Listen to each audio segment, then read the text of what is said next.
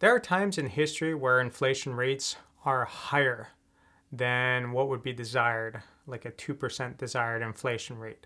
And in those times, it's hard for the population to survive to some extent because a lot of these people's salaries aren't going up as much as the cost of living is going up by.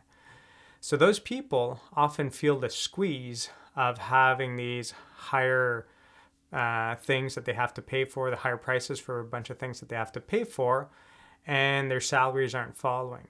So they would want to have some sort of relief. And in these times, we could often see that the central banks are actually increasing the bank rate, which trickles down to increasing mortgage rates, line of credit rates, and whatnot. So the question is why do central banks not lower interest rates to help out typical consumers when we have an inflation problem? Let's take a look.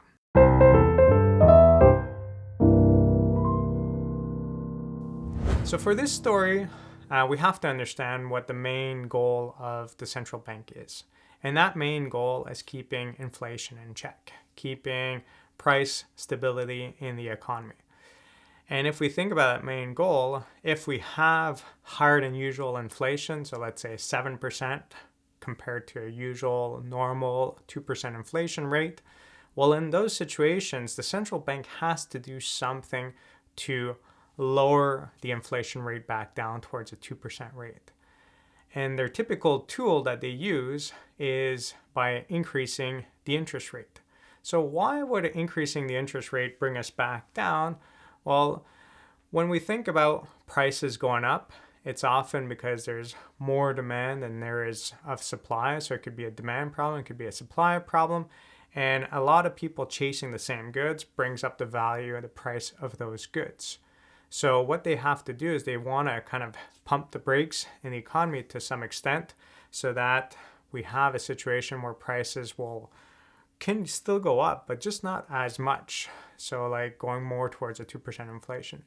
So in this situation, they'll increase the interest rate. And as they increase the interest rate, people will postpone some of their purchases. Someone might want to change their car, but they'll wait an extra year or two. And those kind of purchases will be pushed down into the future, which means that there's going to be a little less spending going on now. And because of that little less spending going on now, it's going to slow down this upward rise in the prices in the economy. The problem in this whole situation is that the typical consumer who's facing higher costs of groceries, higher costs of different things such as gasoline and whatnot, rent, this person is suffering the squeeze of all of these higher costs.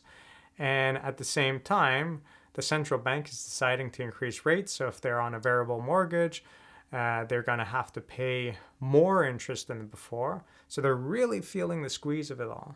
So a lot of people would say, well, stop increasing interest rates. We're already hurting now. Like, this is not helping us out. But the problem is, if they don't do that, that inflation problem is just never going to get resolved.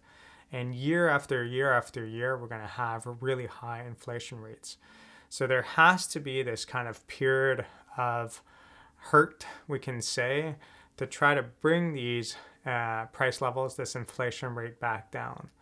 So although the central bank can be sympathetic to people's spending and how they're struggling, by kind of being nice to them, they're not solving the problem. And this problem often rises because people spent too much in the past. And they spent too much, drove the prices up, and now they're kind of stuck in that loop.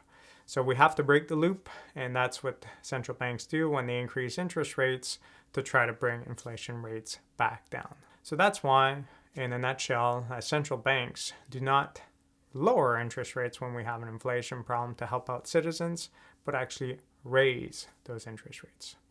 If you found this video interesting, please consider subscribing or joining my class where I guide you to apply and expand on the information found in these videos to real-life examples. Have a good day.